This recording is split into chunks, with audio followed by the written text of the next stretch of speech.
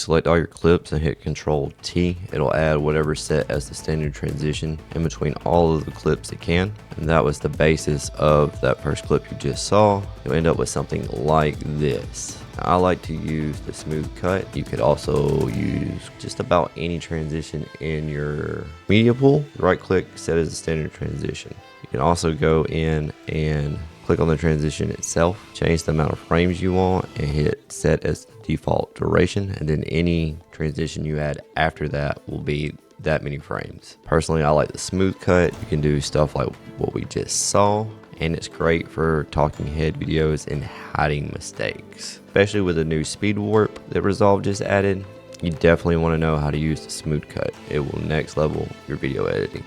Speaking of next level, if you really want to take your editing up a notch, you need sound design. Speaking of sound design, if you're hunting for high quality, royalty-free music and sound effects that won't tie you up and licensing headaches, audio.com has you covered. Han's AI feature lets you discover the vibe you're after and instantly gives you suggestions to fit that scene. No endless scrolling required. Get unlimited downloads, full commercial rights, and fresh music added almost daily. So your edits always sound fresh. Here's the kicker. Use my affiliate link and code 70 at checkout to snag 70% off your first year. Go try it out.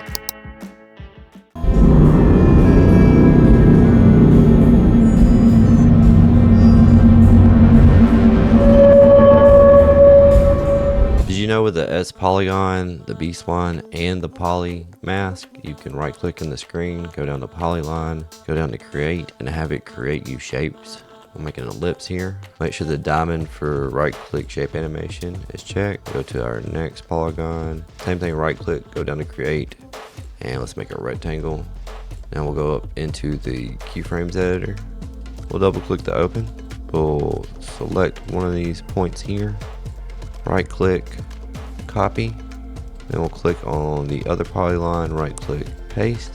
We can go out of the keyframes editor, cut our second polygon shape, and as you can see, our shapes will morph into one another. Then you can shift space and add a 3D extrude. You can then extrude your morphing shape. So after extrude, and add a replace material. And then we just need our texture. I'm going to use kick-ass shaders from Reactor. If you're on the free version, you're after 19.03, you're not going to be able to use this. There's a lot of textures and materials out there you can download. Let's just pick that one. We have a 3D morphing metal shape.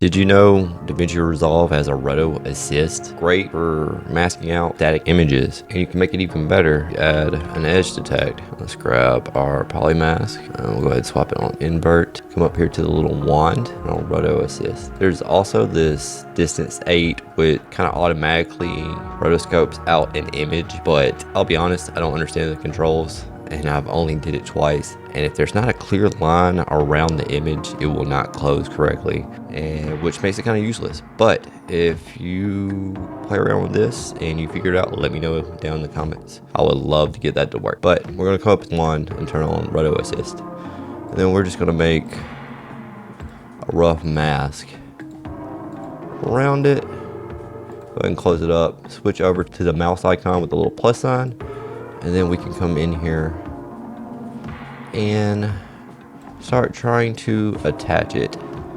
It is a little finicky. There we go, now it's on. You'll see how your points kind of change, turn yellow. Then when you click off of them, they turn blue. That means they have snapped to the closest line of saturation. And that's what this does. You can do this without the edge detect, but with the edge detect on, it makes it so much easier. You can just come in and adjust your mask. How I came up with the idea for the eggs and the bowls to disappear and reappear. If you're familiar with clean plates, then you already understand how I did that. But this was how I rotoscoped out all of the images. And it really takes a lot less time. I personally hated masking things. I just refused to do it because I'm a perfectionist and it would take forever. So I would use Magic Mask way faster. But if you're in the free version, I'm 99% sure this is in the free version, and super easy way, like I said, to mask out still images. Good here. It is a little bit buggy and sometimes it will crash Resolve for whatever reason. Cut the edge detect and let's put on our polygon. There we go. Not bad for 15 seconds. And you can see the edge, the roto assist is still there. And really, you just keep adding points and refining your mask. And in no time, you'll have a perfectly masked out image. And I'm fairly certain it's in the free version. Definitely let me know for sure. Try it out. All right, be sure to try all these back and comment down below what works, what doesn't work, what you agree with, what you don't agree with.